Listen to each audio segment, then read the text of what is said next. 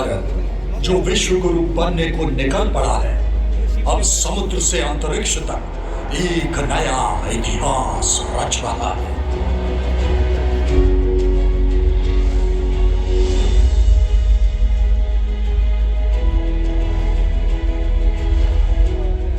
जल, थल, नभ में भारत की भूमिका और अमूल्य योगदान विश्व को नई राह दिखा रहा है।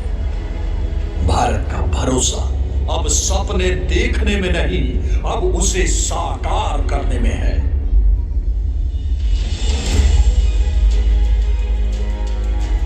भारत का बढ़ता कद, विश्व मंच पर प्रभावी शख्सियत, भारत के मस्तक पर सहस्त्रों सूरज की चमक और इस चमक के पीछे श्रम की अनेक बूंदें, संघर्ष की अनगिनत कहानियां और बीते सालों की कई उपलब्धियां, और उनमें से एक बड़ी उपलब्धि अब आपके समक्ष।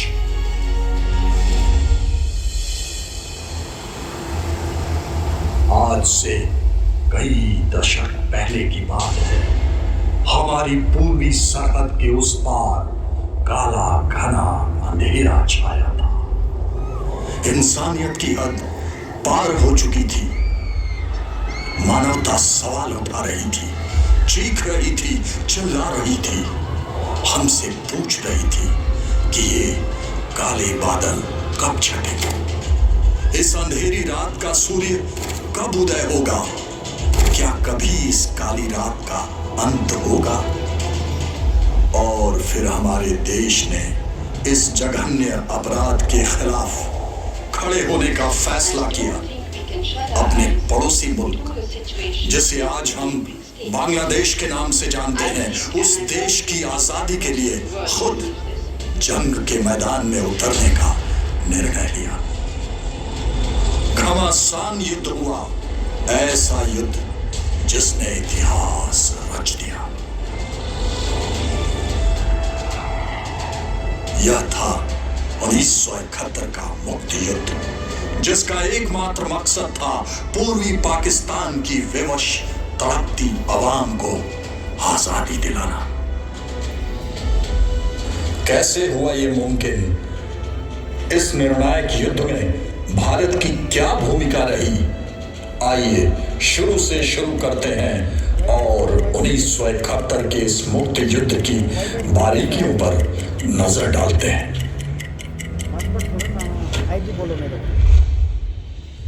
1947 में विभाजित हुए पाकिस्तान का नक्शा आज के पाकिस्तान से बिल्कुल अलग था। जन्म से ही पाकिस्तान दो हिस्सों में बटा था, पूर्वी और पश्चिमी, और दो हिस्सों के बीच था भारत का भूखंड। स्वतंत्रता पश्चात भारत उन्नति और लोकतंत्र के पथ पर अग्रसर होता रहा। वहीं उसके विपरीत पाकिस्तान नागरिकों पर दमन के रास्ते आगे बढ़ता गया। भाषा और धर्म पर आधारित विघटनकारी नीतियों का सहारा लेकर तानाशाही रवैया अपनाता रहा, जिससे पूर्वी पाकिस्तान में हिंसा और उपद्रव का माहौल बनता गया।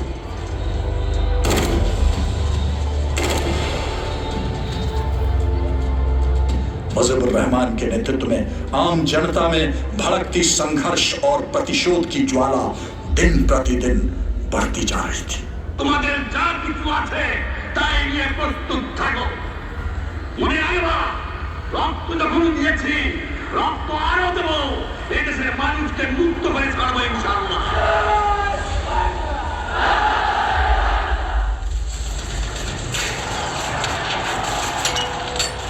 और उसके बाद जो हुआ वह आज भी हमारे दिल को दहला देता है। इस जघन्य सैन्य अभियान के दौरान 30 लाख निर्दोष नागरिकों का सरेआम कत्ल किया गया और 3 लाख से ज्यादा औरतों के साथ बलात्कार किया गया।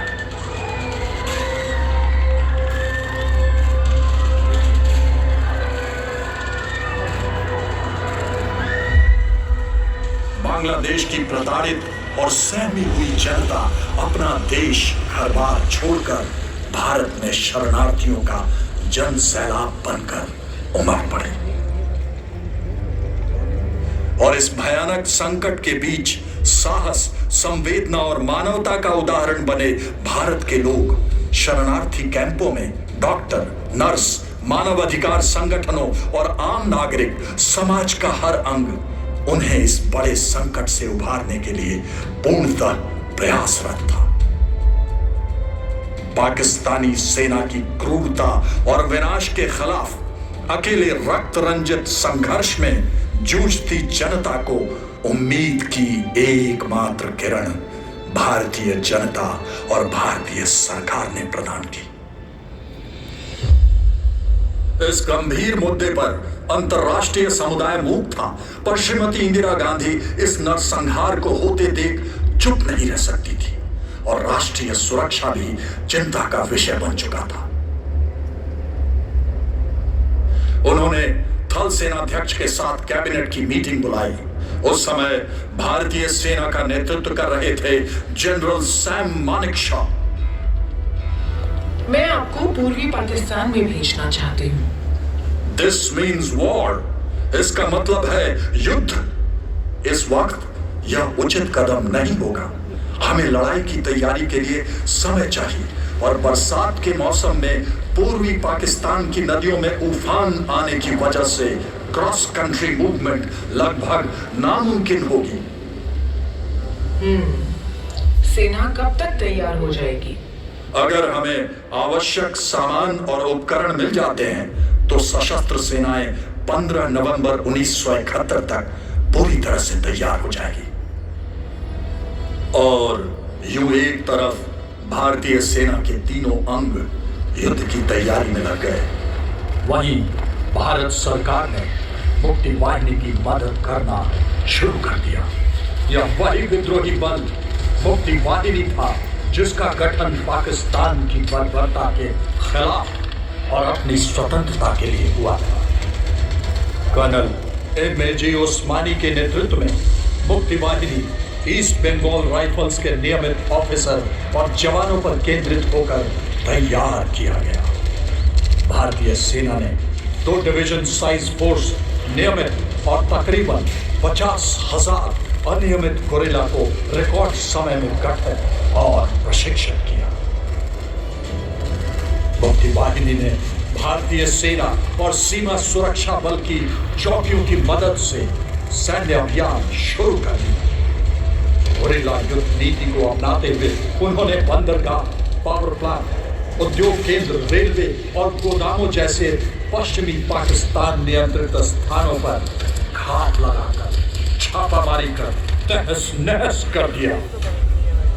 वहीं पाकिस्तानी भी अपनी तैयारी बढ़ चढ़कर कर रहे थे।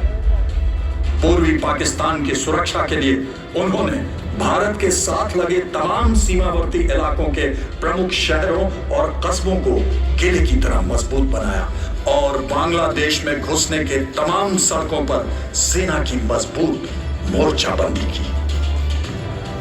एक तरफ भारत में सैन्य तैयारी चल रही थी और दूसरी तरफ वहां पूर्वी पाकिस्तान में मुक्ति वाहिनी पाकिस्तानी सेना पर घात लगाकर हमला कर उनके लड़ने की इच्छा को लगातार क्षीण कर रही थी। फेनिक बेलोनिया बल्ज 16 किलोमीटर लंबा, 4 से 6 किलोमीटर चौड़ा, 3 दिशाओं से भारतीय क्षेत्र से घिरा बांग्लादेश का एन्क्लेव, इलाके का मुख्य सप्लाई लाइन, चिटागोंग से राजधानी ढाका की लाइफ लाइन। बेलोनिया बल्ज की तीनों लड़ाई बंगाली आवाम की वीरता, युद्ध कौशल और बलिदान का प्रतीक है। इस लड़ाई ने दुनिया को बता दिया कि जिन दिलों में मुक्ति की मशाल जल रही हो उनका वजूद दोनों बंदूकों और तोपों से मिटाया नहीं जा सकता।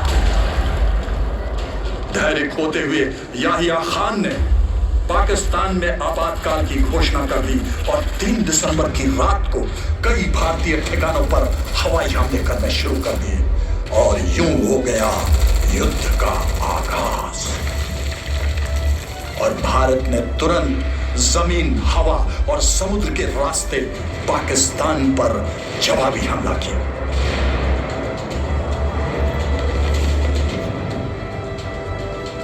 इस समय तक भारत अपनी पूरी तैयारी कर चुका था। भारत सरकार ने बहुत ही स्पष्ट युद्ध की रणनीति बनाई और युद्ध का स्पष्ट उद्देश्य था बांग्लादेशी अवाम को आजादी दिलाना। और इस उद्देश्य को हासिल करने के लिए भारत ने हर मुमकिन कदम उठाने की ठान ली। भारतीय सशस्त्र सेना के तीनों अंगों के कमांडरों ने यह तय किया कि पश्चिमी सीमा पर भारतीय सेना मजबूती से मोर्चा संभालेगी और आक्रामक तरीके से अपनी मातृभूमि की रक्षा करेगी। पूर्व की तरफ थल सेना, जल सेना और वायु सेना अपने आपसी सामंजस्य से बहुत तेजी से आक्रमण कर बांग्लादेश के बीचों बीच स्थित ढाका तक संपूर्ण इलाके पर अपना कब्जा बनाएगी और दुश्मन को पूरी तरह बर्बाद कर देगी।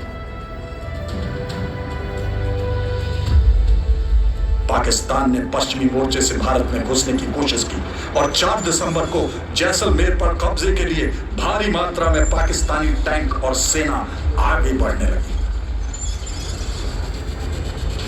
लोंगेवाला पोस्ट पर मेजर कुलदीप सिंह चांदपुरी के नेतृत्व में मुट्ठी भर 23वीं पंजाब रेजिमेंट के भारतीय जवानों ने पूरी रात भारी तादाद में आए दुश्मन और टैंकों की विशाल पाकिस्तानी सेना को रोके रखा।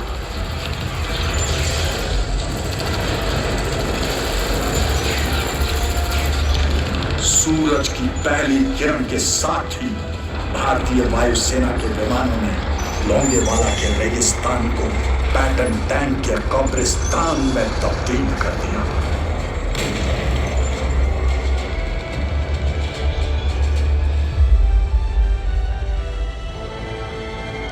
वहीं बसंतर के इलाके में भारत और पाकिस्तानी सेनाओं के बीच 1971 का सबसे घमासान युद्ध लड़ा गया।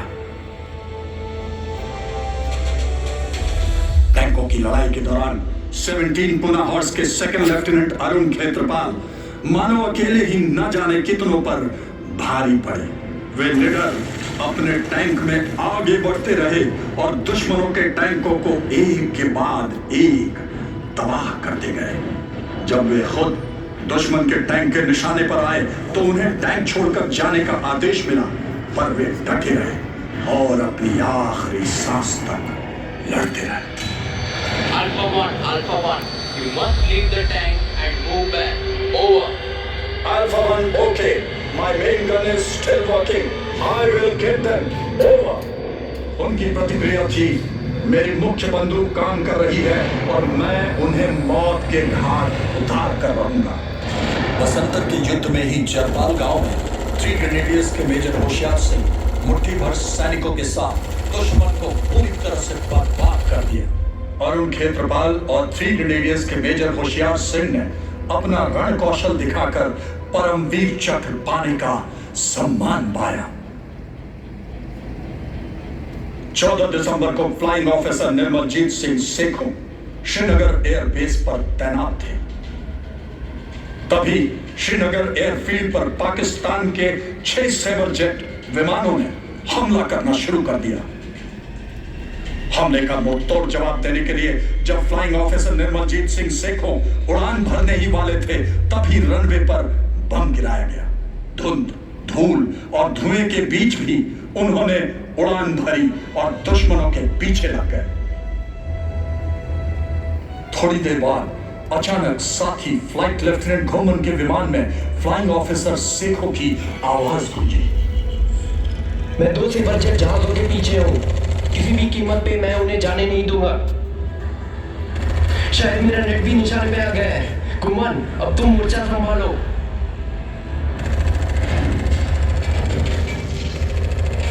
इसी संदेश के साथ फ्लाइंग ऑफिसर निर्मलजीत सिंह सेखों वीर गति को प्राप्त हुए।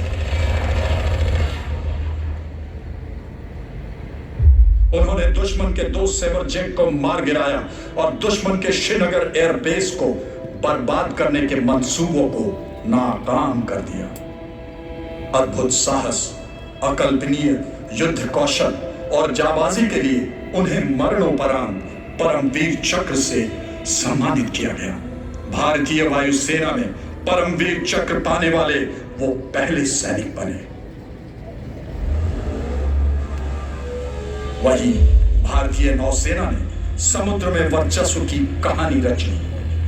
भारतीय नौसेना ने युद्ध के 2 मोर्चे संभाल रखे थे। एक था बंगाल की खाड़ी में पूर्वी पाकिस्तान और दूसरा पश्चिमी पाकिस्तान का अरब सागर की ओर से मुकाबला करना।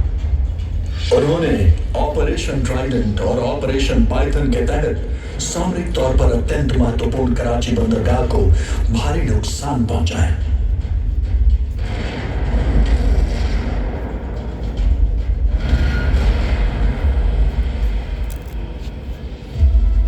इन ऑपरेशंस के दौरान भारतीय नौसेना के जवानों ने अदम्य साहस का परिचय दिया। अपने साहस और बहादुरी के लिए कैप्टन महेंद्र नाथ मुल्ला को मरणोपरांत महावीर चक्र से सम्मानित किया गया। मुक्ति वाहिनी के नौसेना अंग ने पश्चिमी पाकिस्तानी नौसेना के समुद्री रास्ते से आने वाले रसद, मंगला, चिटागोंग, चांदपुर, नारायणगंज में मौजूद जलयान को डुबोकर हमेशा हमेशा के लिए महासागर के हवाले कर दिया। मुक्ति वाहिनी के वायु अंग, जिसे किलो फोर्स कहा जाता था, पाकिस्तानी वायुसेना और पाकिस्तानी अंतरराष्ट्रीय एयरलाइंस के ऑफिसर और जवानों से बना था। भारतीय वायुसेना द्वारा दी गई कुछ जहाजों की मदद से वे जमीनी लड़ाई में कारगर मदद देने में सफल रहे थे।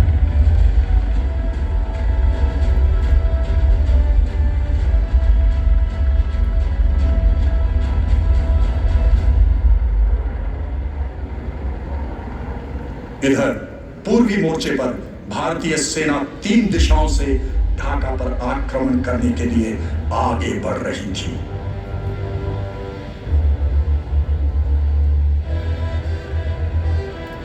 कोलकाता स्थित पूर्वी कमान के commander lieutenant general Jagjit Singh Arora ने पूर्वी युद्ध क्षेत्र को 4 सेक्टरों में बांटा था। उत्तर पश्चिमी सेक्टर में भारत की ओर से सिलीगुड़ी कॉरिडोर और कूच बिहार जिला शामिल था। लेफ्टिनेंट जनरल एमएल थापन के नेतृत्व में 33 कोर को रंगपुर, राजाशाही और बोगरा के क्षेत्र द्वारा सैन्य उद्देश्य पूरा करना था। वहीं लेफ्टिनेंट जनरल टीएन रैना के नेतृत्व में 2 कोर को पश्चिमी सेक्टर से जसोर और खुलना के महत्वपूर्ण पाकिस्तानी गैरिसन के बीच से आक्रमण करने का कार्यभार सौंपा गया।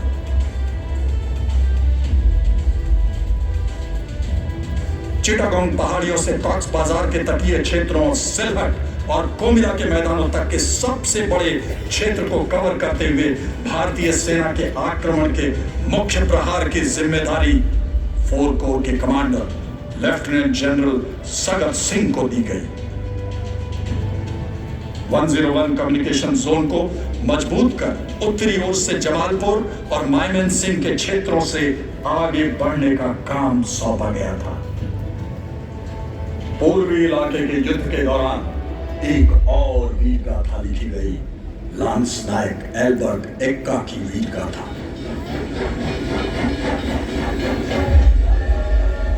दुश्मन ने गंगा सागर में बढ़ते भारतीय 4 कोर को रोकने के लिए जबरदस्त तैयारी कर रखी थी और दुश्मन की मशीन गनें हमारे आगे बढ़ते जवानों पर भारी गोलीबारी कर रही थी।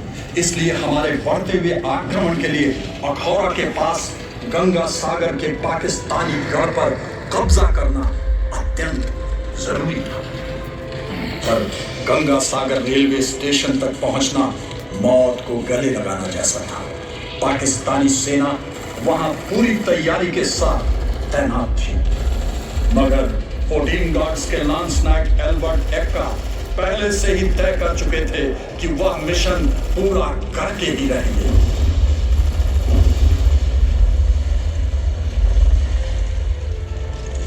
दुश्मनों की मशीन गनों और बंकरों को निशाना बनाते हुए वो वीर गति को प्राप्त हुए और उन्होंने ईस्टर्न थिएटर का अकेला परमवीर चक्र पाने का सम्मान पाया।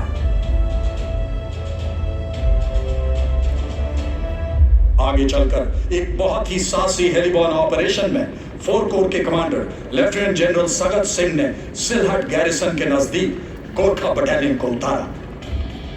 इसके बाद उन्होंने मेघना नदी के उस पार 2 ब्रिगेड से ज्यादा सैनिकों को हेलीकॉप्टर की मदद से दुश्मन के अंदरूनी इलाके में उतारा। सिलहट नियाजी का आखिरी किला था, जिसके गिरते ही ढाका की ओर होने वाले आक्रमण में तेजी आ गई। 12 दिसंबर तक भारतीय सेना मेघना नदी, आसूगंज, दाउदकंडी, चांदपुर जैसे प्रमुख सैन्य स्थल तक पहुंच चुकी थी और अति महत्वपूर्ण मेघना बल्ज को भी सुरक्षित कर लिया था। 6 से 12 दिसंबर के बीच टास्क फोर्स द्वारा तकरीबन 350 उड़ान भरकर 3 विभिन्न स्थानों पर गोलाबारी की गई और हल्के तोपखाने, बंदूक सहित 4000 से अधिक सैनिकों और सैन्य उपकरणों को उतारा गया। मेघना एयर ब्रिज ऑपरेशन की सफलता संयुक्त तौर पर लड़ने की क्षमता का अनुकरणीय एवं ऐतिहासिक उदाहरण है। 11 दिसंबर को 2 पैरा बटालियन के बहादुर सैनिकों द्वारा तंगैल में सफलतापूर्वक किए गए पैराड्रॉपिंग ने पाकिस्तानियों का हौसला तोड़ दिया। यह भारतीय सेना का सबसे बड़ा एयरबॉर्न ऑपरेशन था, जिसमें 700 भारतीय पैराट्रूपर्स को पाकिस्तानी सेना के पीछे एयर ड्रॉप किया गया। 15 दिसंबर की शाम तक ढाका पूरी तरह से भारतीय सैनिकों से घिरा हुआ था। 14 दिसंबर की सुबह भारतीय इंटेलिजेंस सोर्सेज द्वारा जानकारी पाई गई कि ढाका के गवर्नर हाउस में पूर्वी पाकिस्तान की एक उच्च स्तरीय बैठक बुलाई गई है। केवल 15 मिनट के भीतर ढाका का आसमान भारतीय MiG-21 विमानों की आवाज से गरज उठा। विमानों ने गवर्नर हाउस के कॉन्फ्रेंस रूम पर बम बरसाकर उसे तहस नहस कर दिया। घबराए हुए पूर्वी पाकिस्तान के गवर्नर AM मलिक ने इस घटना के तुरंत बाद अपना इस्तीफा दे दिया। भारतीय वायुसेना द्वारा रचित यह मिशन मानो ईस्ट पाकिस्तान आर्मी के ताबूत में आखिरी कील बन गया। 16 दिसंबर को सैम मानेकशॉ ने मेजर जनरल JFR जैकब को नियाजी से मिलने ढाका भेजा। आत्मसमर्पण? किसने कहा कि मैं आत्मसमर्पण कर रहा हूं? आप केवल मेरे द्वारा प्रस्तावित युद्ध विराम और वापसी पर चर्चा करने आए हैं, है ना? देखो नियाजी, तुम जानते हो कि भारतीय सेना ने ढाका को पूरी तरीके से घेरा हुआ है। इस माहौल में मैं तुम्हारे सैनिकों और उनके परिवारों की सुरक्षा सुनिश्चित नहीं कर पाऊं। फैसला तुम्हारा है, सोच लो। मैं तुम्हें निर्णय के लिए 30 मिनट का समय देता हूं।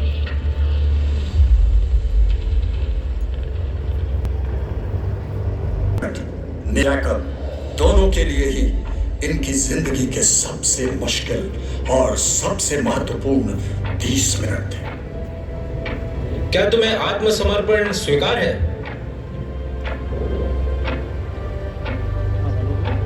मैं तुम्हारी खामोशी को स्वीकृति समझता हूं।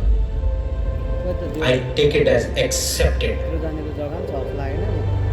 इस प्रकार एक युद्ध विराम को बड़ी आसानी से आत्मसमर्पण में बदल दिया गया। यह भारतीय सैनिकों की ओर से एक शानदार कदम था। शाम 4 बजे जनरल नियाजी ने ढाका के रमना रेस कोर्स मैदान में बांग्लादेश इंडिया एलाइड फोर्सेस के संयुक्त commander lieutenant general Jagjit Singh Arora के सामने दल बल के साथ आत्मसमर्पण कर दिया। 93,000 से अधिक पूरी तरह से सशस्त्र सैनिकों ने, जिनके पास 6 महीने लड़ने के लिए पर्याप्त गोला बारूद मौजूद था, बिना शर्त आत्मसमर्पण किया। यह दुनिया के इतिहास का सबसे बड़ा सरेंडर था। इस सरेंडर के पीछे थे भारतीय सशस्त्र सेनाओं और मुक्ति योद्धाओं के अनंत बलिदान और रक्त से चुकाई गई कीमतों की अनगिनत बहादुरी की मिसालें। 1971 की शानदार जीत से भारत ने दुनिया को दिखाया कि सिर्फ 13 दिनों में क्या हासिल किया जा सकता है। बिजली की गति से मुकम्मल किए गए सैन्य अभियान को आज पूरा विश्व लाइटनिंग कैंपेन के नाम से जानता है। यह युद्ध तीनों सेनाओं, भारतीय सरकार और आम जनता के तालमेल की एक शानदार मिसाल है, जहां मीडिया और पत्रकारों ने दुनिया के सामने पाकिस्तान के नापाक मंसूबों को बेनकाब करने में बहुत अहम भूमिका निभाई, वहीं भारतीय सेना ने मजबूत किले वाली पाकिस्तानी रणनीति को बेहतरीन मैनूवर वॉरफेयर स्ट्रैटेजी से परास्त किया। भारतीय वायुसेना ने मात्र 7 दिनों के भीतर पूर्वी पाकिस्तान के एयरफोर्स को शिकस्त देकर पूर्वी आसमान पर अपना परचम फहराया, जिसके चलते भारतीय थल सेना हेलीकॉप्टर में सवार होकर हर नदी और बाधाओं को तेजी से पार करती गई। यह एक निर्णायक जीत थी, जिसमें एक राष्ट्र के संपूर्ण मानवीय आधार के कारण दूसरे राष्ट्र का जन्म हुआ।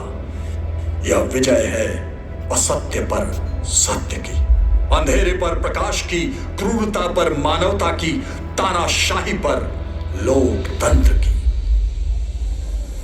इस आजादी के 50 वर्षों का उत्सव पूरे भारतवर्ष और बांग्लादेश में स्वर्णिम विजय वर्ष के रूप में वर्ष 2021 में मनाया गया, जिसकी विजयशाली शुरुआत प्रधानमंत्री श्री नरेंद्र मोदी ने 16 दिसंबर 2020 को राष्ट्रीय युद्ध स्मारक की शाश्वत लौ से स्वर्णिम विजय मशाल जलाकर की।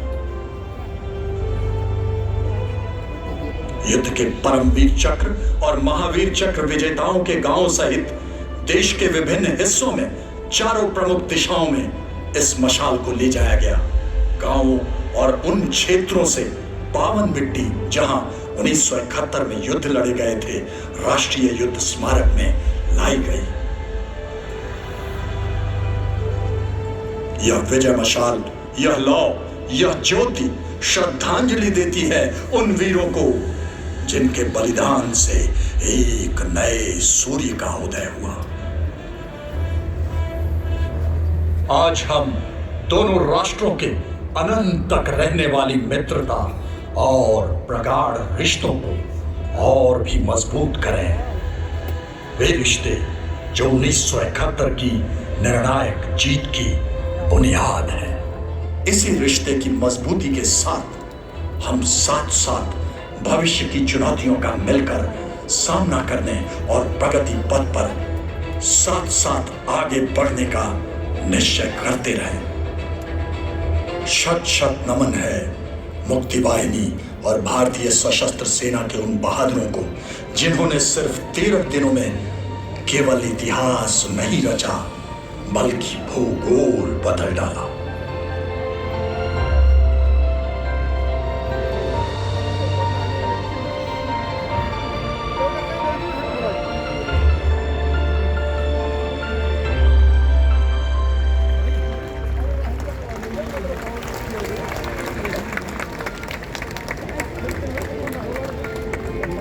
आज इतिहास के पन्नों पर भविष्य का फूल खिला है। बांग्लादेश की पहली किरण सूर्योदय के प्रहरी से आ मिला है। इतिहास के पन्नों में हम एक साथ चले, युद्ध के माहौल में हम साथ साथ पले, आगे भी साथ साथ जाएंगे। दोनों मिलकर आपसी सद्भाव सम्मान बढ़ाएंगे, मैत्री का एक नया कीर्तिमान बनाएंगे। ये कनेक्टिविटी बांग्लादेश के साथ हमारी मैत्री, हमारे व्यापार की भी मजबूत कड़ी सिद्ध हो रही है। जय बांग्ला, जय हिंद।